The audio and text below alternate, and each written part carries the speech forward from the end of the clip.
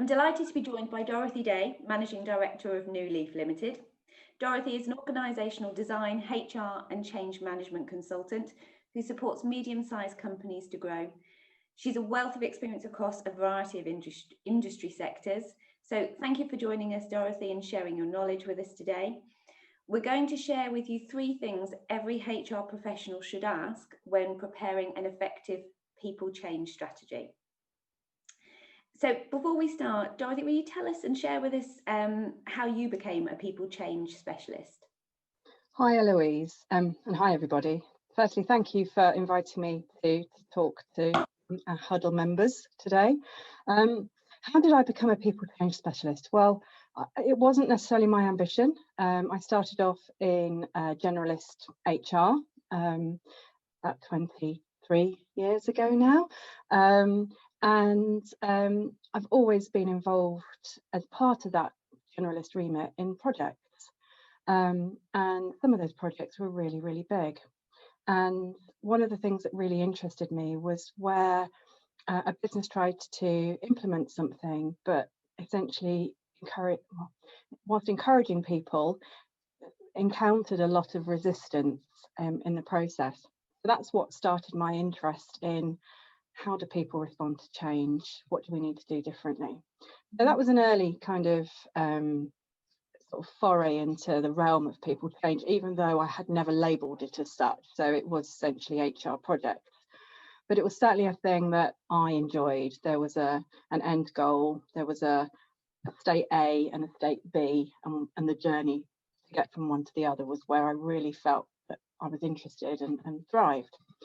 So throughout my HR career, I've always looked at getting roles that enable me to have some element of change and change management in them, whether that's through reward, resourcing, talent, organisational restructuring, whatever it happened to be. I wanted to put my hands up to say, I want to be part of that. I've been really fortunate to get involved in a lot of different types of change projects. But one of the things that I really enjoyed was the way that you engage people along the way makes a real difference as to whether or not a change lands. And so over the years, I've honed that. And over the last 10 years, I decided to specialise in that realm, set up New Leaf Change, and I've been working with businesses large, medium and small to help them with their journey. So that's how I've come to be where I am today. Fabulous. And is there a difference between generalist HR and people change activity? Good question. Everyone will probably have a different opinion about this, but certainly in my view, if you consider it like a Venn diagram, so on the one side you've got business as usual HR activity, everything that there is in terms of an employee end-to-end journey from recruitment through to exit. That's your generalist HR, that's your kind of bread and butter sort of practice. Then you have the transformative elements of HR, dare I call it the strategic elements of HR, which is all around designing organisations for the future, planning your workforce for that future, identifying talent, looking at how the demographic might change according to various political and economic factors and socio-economic factors. And somewhere there is a meet in the middle. So on the right-hand side that I've just described, that's what kind of sets the people change agenda. Call it a strategy if you like, and many probably would do. But in my mind, an organisation that's planning for the future inevitably needs to change in some way, shape or form. And so people being the major part of an organisation have to be at the heart of that change. So essentially, they are different disciplines. They require different skill sets. However, there is a piece of meeting in the middle, because you can't have great strategy without having great processes, great people policies and practices. And so really, people change is that bit in the middle. between the strategy and your business as usual HR activity. And therefore it's important to ensure that one works hand in glove with the other.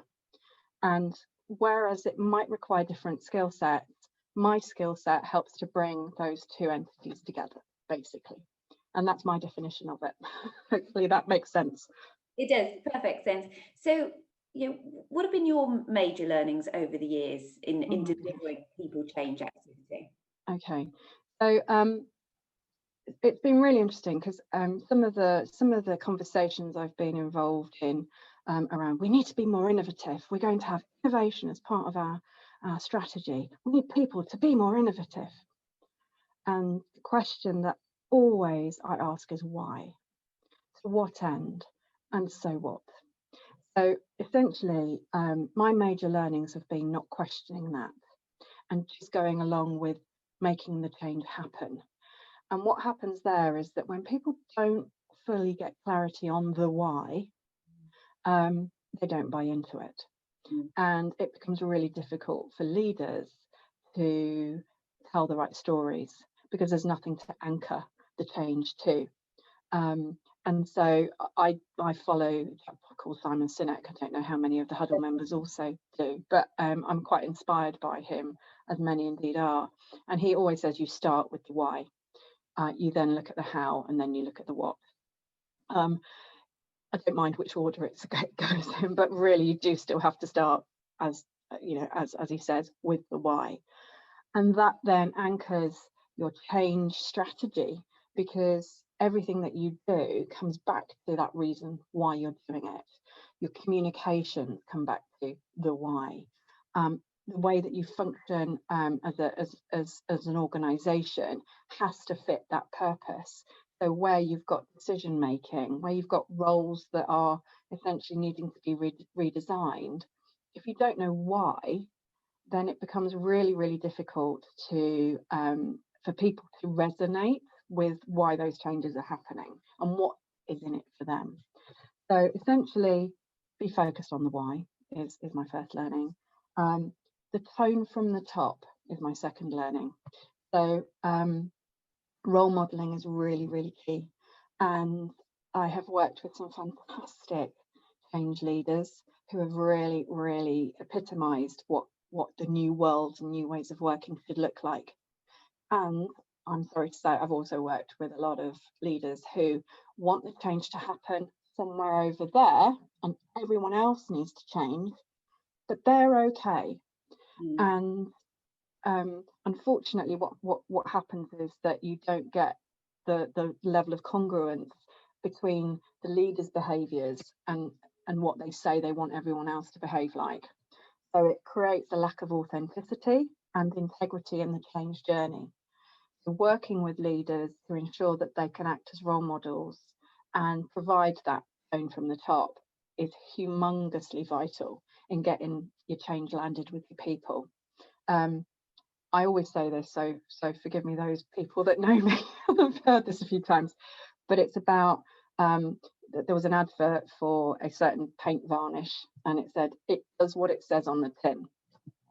And so what my test is always, okay, so all this fancy communications, all this new branding that we're going through, when you take the tin lid off and you see what's inside, does that mirror what we say to the outside world? And if it doesn't, then we have a problem, because people will not believe a word that is coming out of our mouths, because it's not like that stick of rock. You need it to be coming right the way through, no matter where you cut it. So it starts with that tone from the top, and that means all of their decisions, the way they behave with one another, the way they communicate to their people, the way they actually listen as well to what is actually happening, and make informed decisions on that basis rather than what they believe it should look like. And that is a challenge, I have to say, and that's where I spend a lot of my time supporting, coaching, guiding, arguing, that actually it starts with the leadership. And the leadership have to make some brave decisions, but also go on their own change journey. And that's quite tough for a lot of them to kind of, to kind of go through. But those that do, you can see the light bulbs go on and you think, actually, they are going to really drive this business forward. So it's a vital learning for me to make sure that they're on board with that. Defining what are your top 3 things every HR professional should ask when leading a people change strategy? Wowzers. Okay, so first and foremost, how does this change fit into the wider business strategy? And also make sure you ask the why as well. If it doesn't support the business strategy, then what's the point of doing it? Which is the question you're going to get. And therefore, being able to anchor it to the direction of travel for the organisation, it's not just businesses, but any organisation that wants to change, that's really, really important, because you can then weave that strategy message in through your change story. That's number one. Number 2 is being really clear on where you are now. Because all too often the focus is on the end state, and people make assumptions that certain changes are no-brainer, we should do this. But I always say, again, forgive me those that have heard this before, never underestimate the scale of a change for individuals, even though it might seem to be absolutely, a no-brainer. So therefore, assessing how change ready an organisation is, i.e. their people, their processes, their systems, their structures, is really key to being able to define the appropriate strategy to help a business or an organisation get to the final state.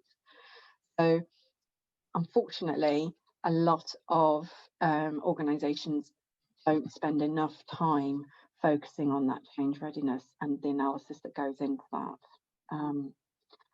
Those that do employ people like myself to help them. So clearly there is a growing recognition that this is really, really important. The other part of that change readiness is leadership change readiness, and making sure that leaders feel equipped and enabled to lead the change. And that means them being supported on their own change journeys, as I've said before as well. And then the third one for me is, what do we need to change in HR in order to facilitate the change in the organisation? So to my earlier point about are the policies congruent with our new world ways of working? Do we have a systematic way of being able to design jobs to fit the new world ways of working? Are our learning and development practices going to ensure that the right capabilities that we need are going to be covered in development and training programs? Are we recruiting people according to the new world, or are we still focused on the current today's world? So the HR infrastructure, as I call it, is the third most vital thing to consider when building a change strategy, because all too often when a change sort of kicks off, HR sometimes gets dragged along with it. And really, by asking some of those key questions, it helps HR to be at the forefront of the design of the change, and enables it to transform itself along the way as well. So they are my top 3. Brilliant. Thank you. Thank you so much. You're very welcome. Your knowledge and experience with this. And I think change is such a vital thing at the moment. So many of us are going through personal change, professional change, business change. So great feedback for us, Dorothy. Thank you so much. Oh, you're very welcome. Thank you so much for inviting me.